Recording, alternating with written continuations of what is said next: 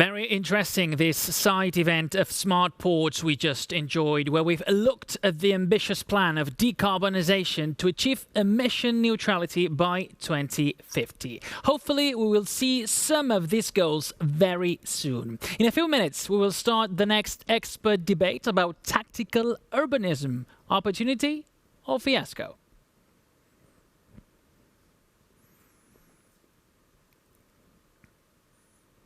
In the 21st century, many major cities around the world, and especially urban centres with high density and critical mass, propose the challenge of travelling on foot and circulation only using sustainable means.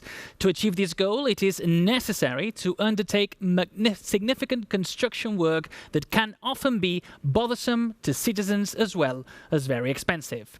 The global COVID-19 pandemic has drastically changed the way people use public spaces and mobility within cities. These two circumstances have been the most significant driving forces behind what is now being referred to as tactical urbanism, something that has already been implemented in cities like Barcelona, Milan and Medellin.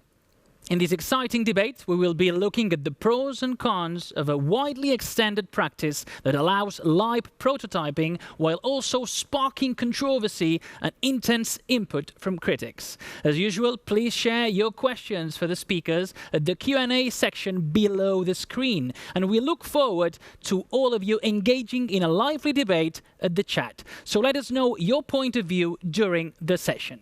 Allow me to present our speakers for today's debate, two individuals of recognized prestige and proven experience who are both also well-established spokespersons for the sector and have opposing opinions on the usefulness and applicability of tactical urbanism.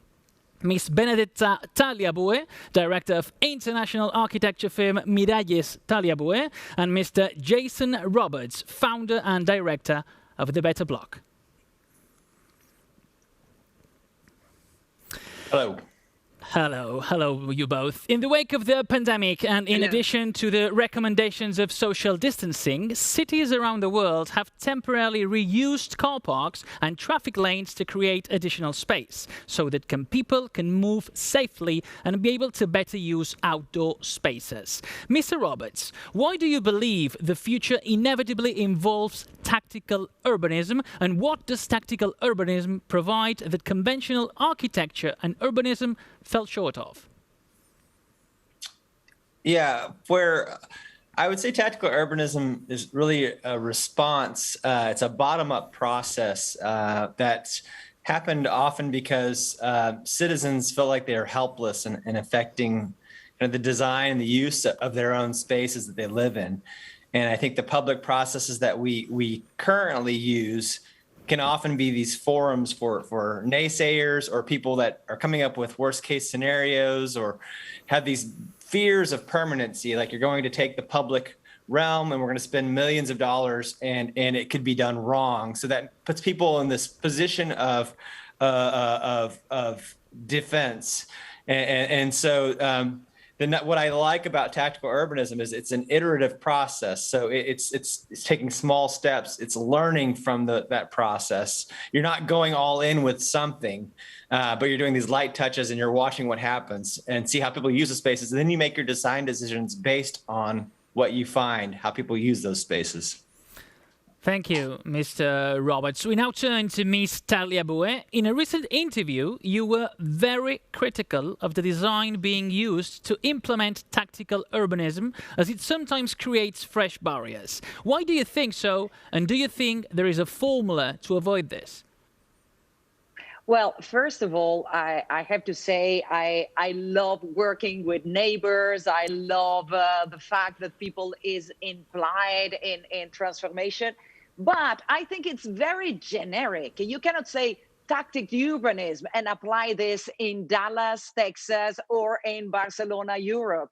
It's absolutely impossible because there's nothing, absolutely nothing in common about the way the urbanism of Dallas is and the way of Barcelona is. So Barcelona applied in these days sort of solutions named as tactical urbanism, And I think this is kind of going against some of the fantastic discoveries that Barcelona had done about urbanism. Barcelona is already an incredible pedestrian city, incredible cycling city, very homogeneous, very well equilibrated. So we have to be very careful in applying something which comes maybe from very far away, and we forget about what we already have. And also we have to be very careful about saying the people, but who is the people? Who is the neighbors? How do you interfere with neighbors? Because we have experiences here in Barcelona of people who went against the painting in front of their home, and they decided to repaint their way. So in a way, many neighbors could be painting on top of the paintings. And this is even more participative, isn't it? It should be participative indeed. A painting wall maybe in every single neighborhood. Two very interesting and opposing and well-defended positions, obviously. I wanted to ask both of you, does tactical urbanism provide more freedom when designing the streets, or is it actually more restrictive or limited? So I would say there's more freedom just because the process is temporary. So if you're doing anything related to traditional urbanism, you're not coming at this looking at like, what are we going to do and test ideas? It's kind of like, we're going to go through this process, and whatever it comes at the end of this process, it's going to be built no matter what. And so there's not a lot of freedom in that. And I think the freedom really exists in this ability to kind of collect data, see how people react, engage with spaces, and then make your changes based on what you find. Otherwise, you're kind of you're baking yourself into a system here that is again, this is where we get our kickback on people getting frustrated, is seeing this process that puts things on the ground permanently, and they're saying we didn't want this in the first place, and now we are tied to this forever. Do you agree, Benedetta? Well, I think in this process, which participation, I think, is fundamental. And also we have to start from different societies. We of course, Jason, who I admire, and I admire his work, is based in the United States. We are working very much in China. We are based in Barcelona. These are very different realities.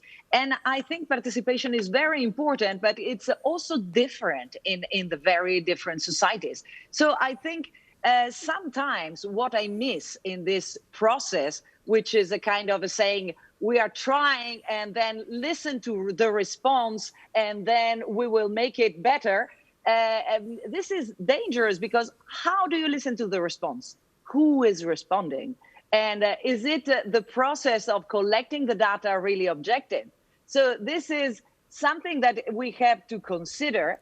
And, I grew up in Venice, and in Venice, there is a wooden bridge, which is of the 30s, and it was done in wood because they were saying that this was provisional. And you know that the bridge is still there, and now it's obligatory to maintain the wooden bridge. So be careful about saying, oh, this is provisional, it's not important. I think it's the same importance. Yeah, and I think that the participation issue that you talk about, though, like, if we're saying who's involved in the process and who's participating, or whose ideas are we taking, that's going to happen in traditional architecture or in tactical urbanism.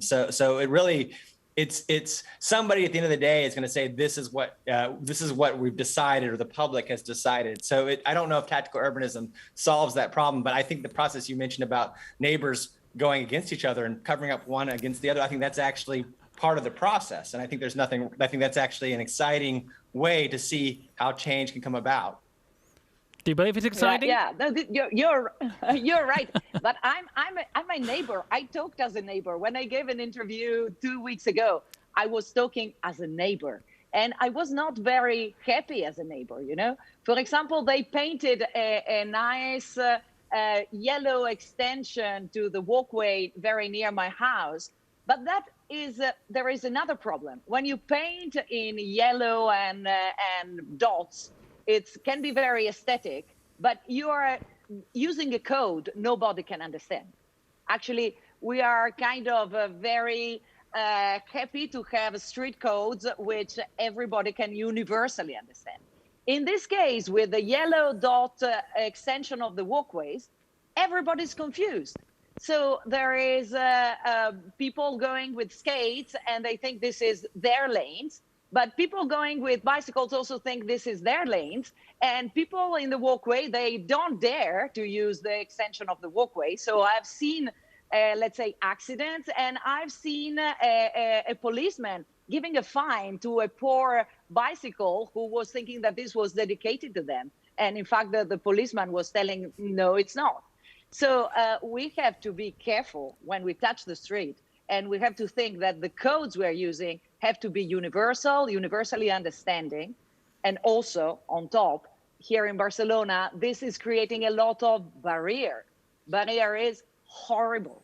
I think in urbanism, we have to be very clear that we have to try to eliminate barrier, not to put more. Where I would challenge that, though, is that the ambiguity that you see in the spaces when it's unclear, that's whenever people slow down, they stop, they look around at their environment, and they think, okay, this isn't mine to control. I have to be safe. Just like if the stoplights on your streets all stopped. At that point, everyone is confused, right? And they stop, they turn their radio down, they start paying attention around them, and they start actually looking at how they should engage in the space in a safer way. So I've seen the whole movement of the Wooner Street, which is that shared street idea, is based upon that ambiguity creates a safer space overall. Nobody feels it's their dedicated space. It belongs to everyone. Wow. This is very, very, you said you slow down and you turn down your radio. Of course, you come from Texas. And nearly everybody goes with a car. This is not the case. What I was telling you about is a space in the old city of Barcelona where nearly everybody goes with feet or bikes or motorbikes or things like that. So it's not a way of slowing down. It's really dangerous because you're kind of interfering with something which is already very slow, but it's mixing with no very clear codes.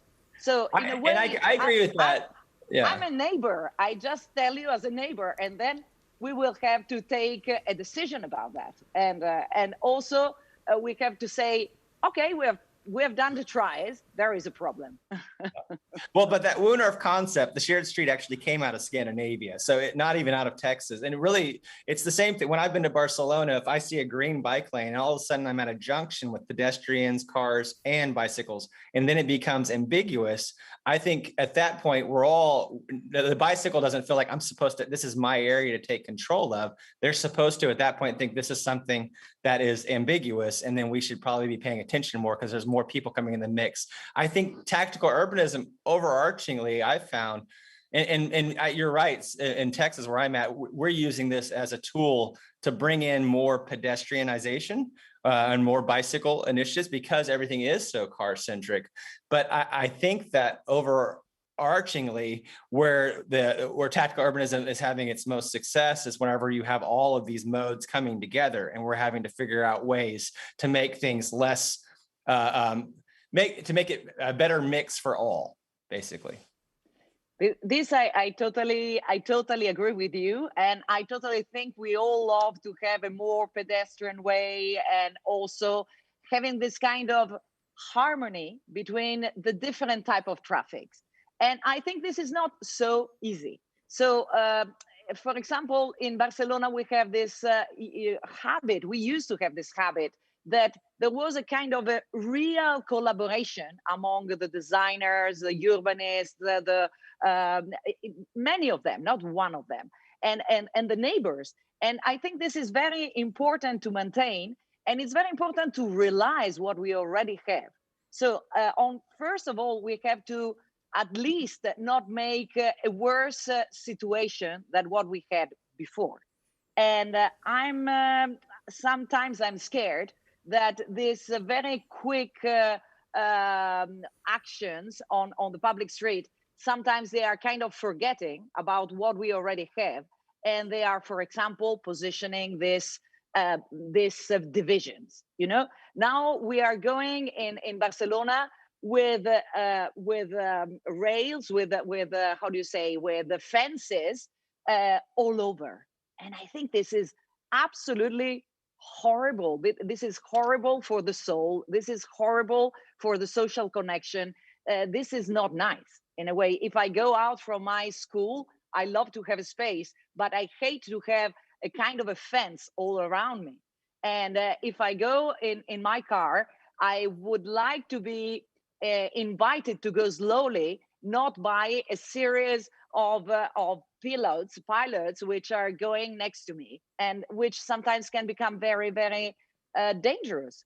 And also to have this kind of concrete blocks invading the car ways. It's really something very dangerous. It's not something that we can say, oh, it's temporary.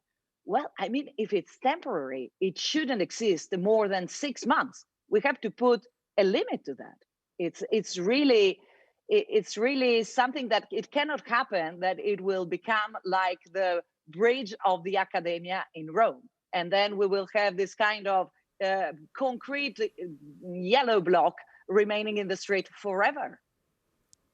I would continue listening to you both, because it's just amazing how you well defend your own opinions. And this debate is truly engaging so far. But I would like now to introduce a few questions from the audience. Before we do, let me get a poll started to know your view on the topic of the session now that our speakers have shared such convincing arguments. The question is, after hearing, or while hearing our speakers, because we'll continue to do so, perspective, how do you feel about tactical urbanism? There are three options here. Option A, I like the idea and its potential so much that I would like to engage in a tactical urbanism project with my neighbors. Option B, I would like for my local government to implement more tactical urbanism projects, but I wouldn't participate in the process. Or option C, I like conventional urbanism better than tactical urbanism. So let's return to the debate. And I was listening to Benedetta. You live in Barcelona. Do you think that this is something about the budget, and they do that in the town hall because it's cheaper than the other architecture? I'm not sure if this is cheaper, really. It's of course something which is looks fresher, and I love the colors. I have to say, I'm a color person, and I use color in our architecture. But I think in a way it's not only about the material when you do urbanism. It's also about the hours you spend and how you implement things. So it can be sold as cheaper, but I don't truly believe it. Do you believe it? Yeah, I mean, I absolutely believe it, because I think, again, you think about it, I can go buy off the shelf paint, for, probably roughly, I imagine it's what, 25 euros, 35 euros, and make a change in people's perception of a space. I can take what we call gaff tape, white duct tape, and it looks just like the thermoplastic paint that cities use to paint stripes on the ground. And I can immediately make people think differently about how the space looks or feels. I mean, my own office, sometimes we'll open the doors up and it will be loud out front because cars might be driving too fast. I will take orange cones out and we'll just thin the lanes immediately. And all of a sudden the cars go slower and it's quieter. And at that point, I can see this real-time modeling of like what's happening. And at that point, I go back to the city and say, look, the decibel levels have dropped. I feel more comfortable walking beside this street now. We can make these changes. But again, the beauty of that is, again, it's temporary. Cities don't typically work that way. I do think that it will start becoming the model because it does allow for more participation. I think the existing process now is more of a discussion and just talking, and then we're giving it to experts, and experts are attempting to decipher what's happening there, as opposed to going in, and you can still work with these experts, but you can come in and say, let's take a week and see what happens if we make these transformations. And again, I think, again, because they are using lighter materials that cities aren't used to, and most cities I've worked in all around the world, they're not used to this process of using temporary things. It's not common. They do it, but it's not common. They have a process that says we're going to engage a top-down approach. We're going to spend millions of dollars, and we're going to put something in place. And we have thousands of examples of failed public spaces because we made presumptions and assumptions. And so tactical urbanism is oftentimes going and trying to fix the problems that the experts were brought in to create in the first place. Yeah, Jason, I'm so sorry to seem here to be your opposer, because I love painting floors in colors. And we made a project for Nanjing, China, proposing to have people, urban artists, painting the floor. I think it's a really fantastic tool. And I cannot say I'm on the opposite side. But I'm looking at Barcelona, a concrete example. And I see that, for example, there is this kind of show of these colors on the floor, which are, you can count them, there are not so many. And in the same time, the maintenance of wonderful parks that we already have is neglected. So this is also something that that's why I'm kind, as a neighbor, I'm kind of not happy. I think we really have to consider the city as a whole. There's no such a thing as conventional urbanism. Who invented this word? There is good urbanism. There's no conventional urbanism. And there is a way to look after the city in a kind of a whole way, so that don't fix your attention on some colors because it's easy, but please consider it as a whole. And if really we are trying and have the result of the reaction of the people, please let's take into consideration the reaction of the people, really, because when you made your presentation, Jamie, you said this tactical urbanism was successfully implemented in Barcelona, Milan, and Medellin. You don't agree? Who said who was successful? No, you said it before. So I'm very afraid about the result being given much before anybody else could give their opinion. In a way, it was implemented, yes. And also it is something which is, to me, very suspicious. How can a neighbor adopt a kind of a franchising? Because this is not something coming from the neighbors. This is something coming from a very global movement where the Bloomsbury Foundation is behind. And I would like to know if this is the right way. And please don't call the rest of the urbanism conventional. It's just expressly made on the side. And we cannot say that there are so many failures. We have to go one by one and analyze them. But I would say the failures within tactical urbanism are quick to remedy and can be rapidly iterated upon and made changes on. The failures that happen in the traditional sense, so a plaza gets built and it's spent millions of dollars to do, undoing that is going to take years, sometimes decades, and again, cost millions of dollars. Undoing the issues within tactical urbanism cost hundreds of dollars and it can be done in a weekend. Okay, then maybe we should make a good list of urbanism actions that had been done in your city, and I will make the list of my city of what is so terrible that was done that had to be redone.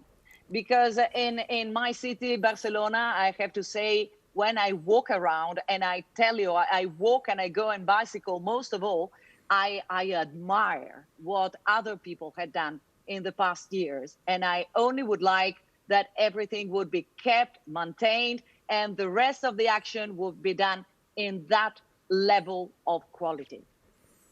So I believe there's a local approach to everything. And obviously that's obvious listening to you both, because it's a different reality in the States, it's a different reality in Barcelona. I wanted to ask you, what are the dangers of basing our urban future in short-term projects like this tactical urbanism? How much is too much when relying on these temporary projects?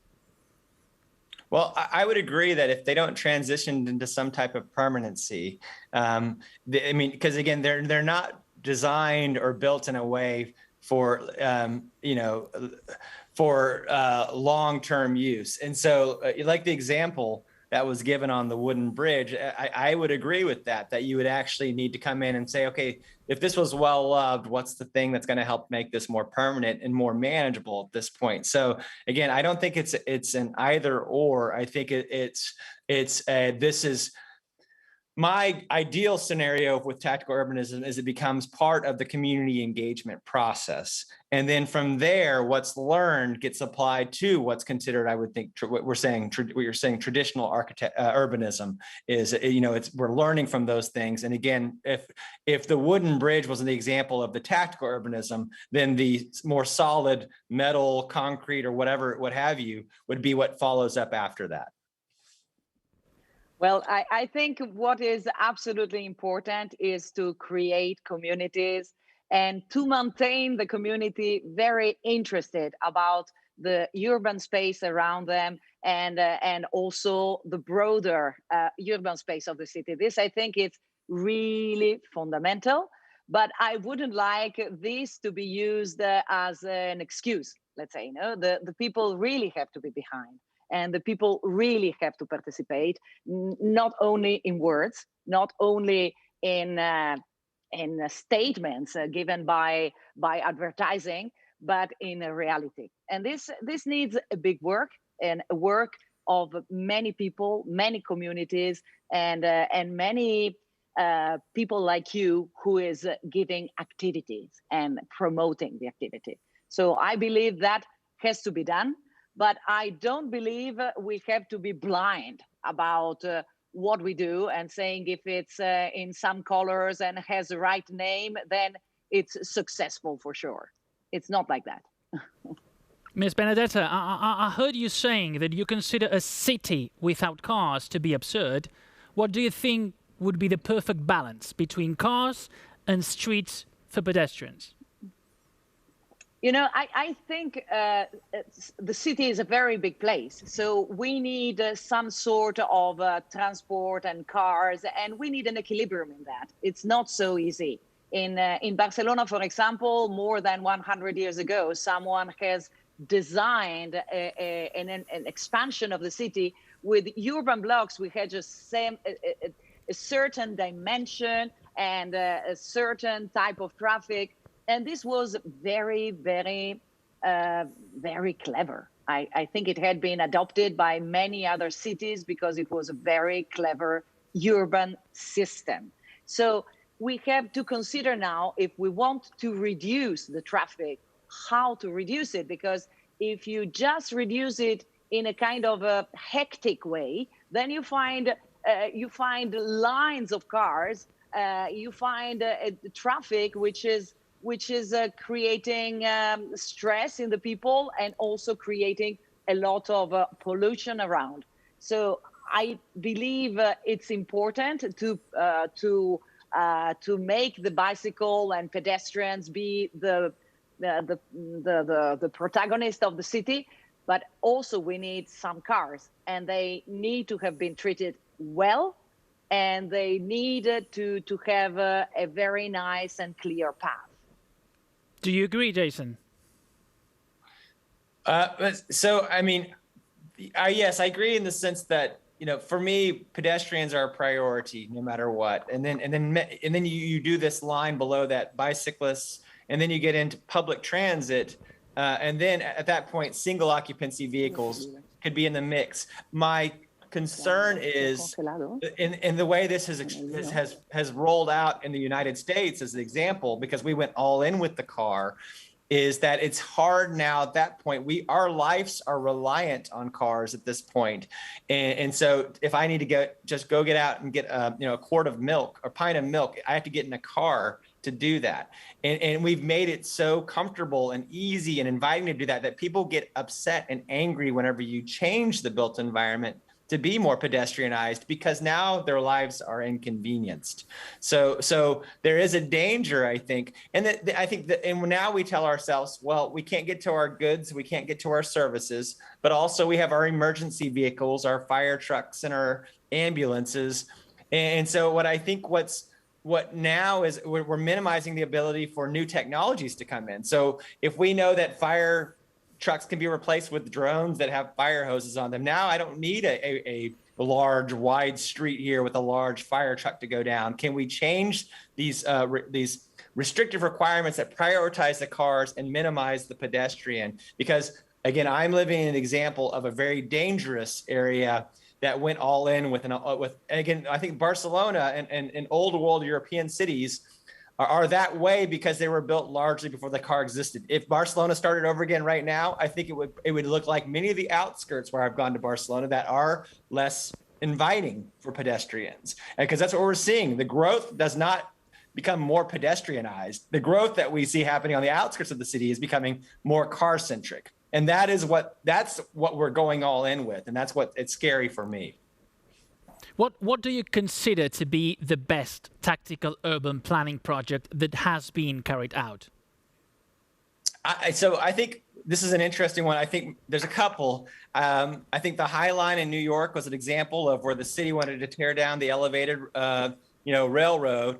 And then a group of citizens came together and said, why don't we make it into a park? And they developed a group that helped do photo exhibits and gave tours of the area, and they're actually able to change that. And then now we have cities around the country, around the world, that are trying to make their own High Lines because of that project. But the other big one, I think, is Times Square, like the crossroads of the world in New York City, where Jeanette Sadiq Khan, and this was an interesting top-down approach using tactical urbanism, started saying, like, well, why don't we take this area that's just so car-centric, cut half of it off, and put just basic folding chairs out in the street that we buy at the local discount store and see if people will use it differently. Right now, the businesses are telling us we can't do this. The car traffic saying we can't do this. This is not going to work. We're at the crossroads of the world. And whenever it got implemented, they said, this works so much better. We need more of these. And then all of that got changed into a very pedestrianized zone. I don't think that would have happened without that tactical urbanism approach. Great. Before we move on to the conclusion, I would firstly like to share the results of our poll with you. So I see the screen now. So the option with more votes is option A. You would like to get involved with the project with your neighbors. So that's what you voted. Our audience wants to participate in tactical urbanism. I wanted to ask you, what is tactical urbanism for you? And if you could define it in 3 adjectives. Oh, wow. So tactical urbanism, well, it's bottom-up placemaking, community coming together to affect their own place. Okay, Vanessa? Tactical urbanism, to me, if it's really working, is making urbanism with taking into consideration the people, including them, and making on the spot the best solution related to the situation. And this is very important, not to make something generic. The use of the people needs the consideration of the specific situation. Thank you. That certainly was a lively debate. Certainly there are many arguments to take into consideration when talking about tactical urbanism, and some factors such as the geographic location also play a relevant part in its success. Thank you as well for really getting down to brass tacks on that issue. It really is an exciting prospect to see that there are so many ways to approach the issue. Now it's time to bid farewell to our guests and move on to the next expert panel called, in any case, the frank conversation between 2 world-renowned professionals is appreciated, and the kind of conversation that generates plenty of food for thought. Thank you. Thank you. Thank you.